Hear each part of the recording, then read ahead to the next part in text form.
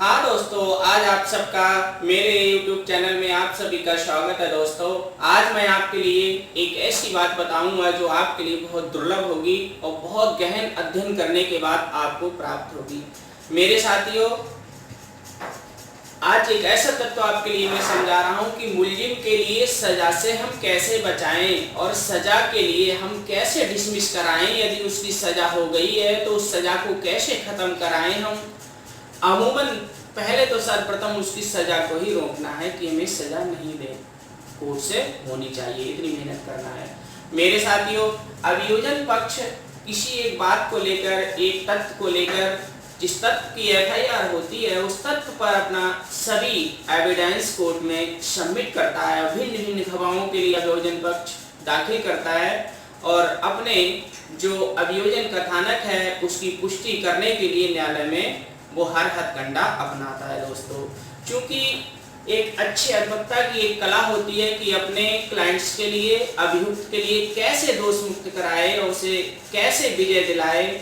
कैसे उसकी सजा ना हो, ऐसा लीगल पॉइंट अच्छे अधिवक्ता अपनाते हैं। तो वही दोस्तों, मैं आज आपके लिए बताना चाह रहा हूं कि जहां पर अभियोजन अपने कथानक को न्यायालय में सिद्ध करना चाह रहा है, वहां पर हम क्यों ना एक डिफेंस में अभियोजन साक्षियों को क्यों ना एक डिफेंस में दूसरे रास्ते पर भटका दें, हम दूसरे रास्ते पर कर दें और दो चीजें बना दें कि इसमें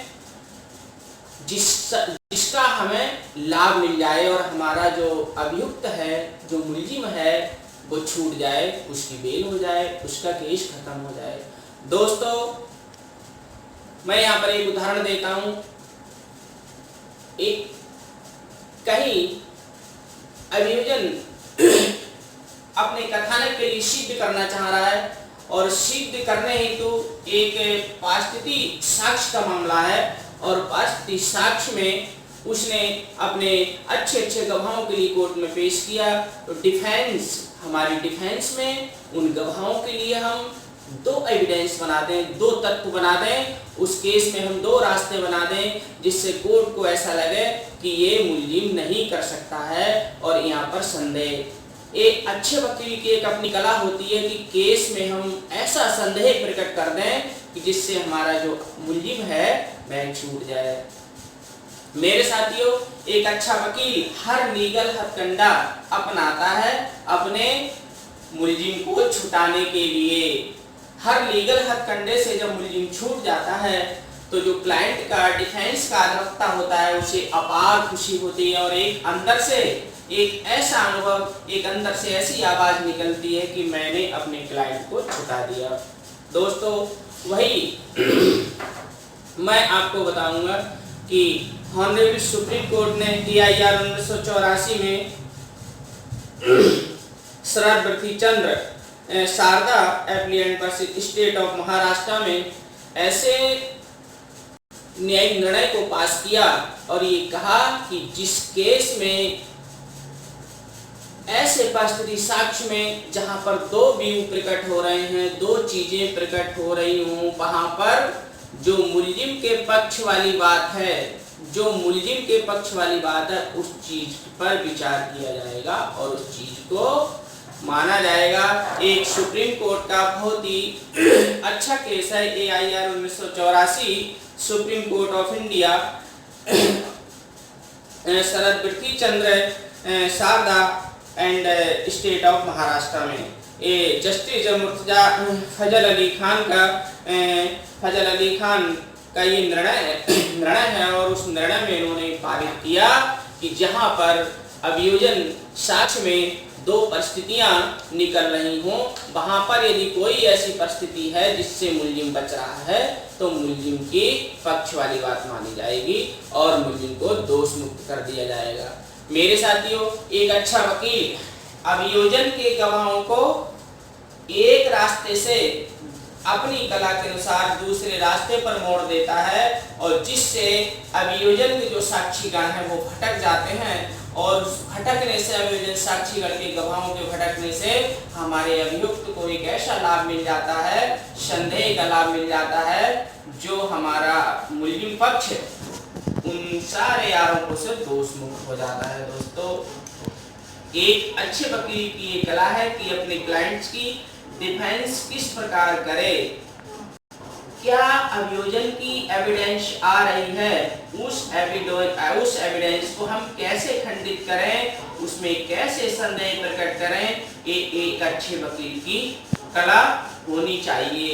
यही निर्णय नहीं, अन्य बहुत सारे निर्णयों में supreme court and others and high कोर्टों ने ये निर्णय पास किया है, जहां पर जिन जिन केसों में दो व्यू प्रकट हो रहे हों वहां पर अभियोजन के पक्ष वाली बात के लिए माना जाएगा और अभियोजन को दोष मुक्त किया जाएगा। AIR 1984 में सुप्रीम कोर्ट ऑफ इंडिया ने Sharad Birdhichand Sarda versus state of Maharashtra में एक ऑर्डर पास किया और ये बताया कि जहां पर संबंधित केस में दो व्यू प्रकट हो रहे हों वहां पर जो मुलजिम के पक्ष वाली बात आ रही हो उस पर विचार किया जाएगा और मुलजिम को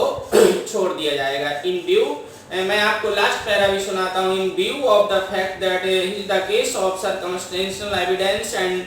future in view of the fact that two view are possible on the evidence on record, one pointing the guilt of accused and the other his innocence, the accused is implied to be having benefits of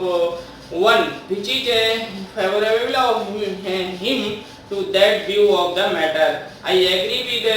with my learned brothers that the guilt of the accused has not been proved behind all reasonable of doubt. दोस्तों, इस cases में supreme court ने व्यवस्था दी कि अभियोजन के साक्ष्य में जहां पर दो परिस्थितियां, दो बातें निकल रही हों वहां पर ऐसा कोई तथ्य जो मुलजिम की निर्दोषता के बारे में आवाज दे रहा है, निर्दोषता के बारे में बता रहा है, चाहे बेशक ही क्यों ना मुलजिम ने अपराध किया हो, लेकिन कोई ऐसी एविडेंस आ रही है जिससे कि मुलजिम निर्दोष साबित हो रहा है, तो वहां पर जो मुलजिम के निर्दोषता की तरफ जो साक्ष्य आवाज कर रहा है उस पर विचार किया जाएगा। इसके अतिरिक्त भी सुप्रीम कोर्ट ने बहुत सारे ऑर्डर पास किए हैं। तो मेरा कहने का तात्पर्य है दोस्तों, एक अच्छे वकील को चाहिए, विशेषकर मैं अपने युवा अधिवक्ताओं से कहना चाहूंगा कि विशेषकर अभियोजन साक्ष्य में इतनी मेहनत से, इतनी लगन से जिरा करेंगी कि उस जो अभियोजन साक्ष्य जिस धारा में बह रहा है उसकी धारा मोड़ दें, उसकी धाराओं की एक धारा की अनेक धाराएं बना दें, तो जहां पर हमारे अभियोजन से मुलजिम को संदेह का लाभ मिल जाएगा और मुलजिम छूट जाएगा। बस आज के लिए मैं अपने दोस्तों के लिए यही बताना चाहूंगा। कल मिलते हैं अगले विषय के साथ। नमस्कार, जय हिंद, जय भारत।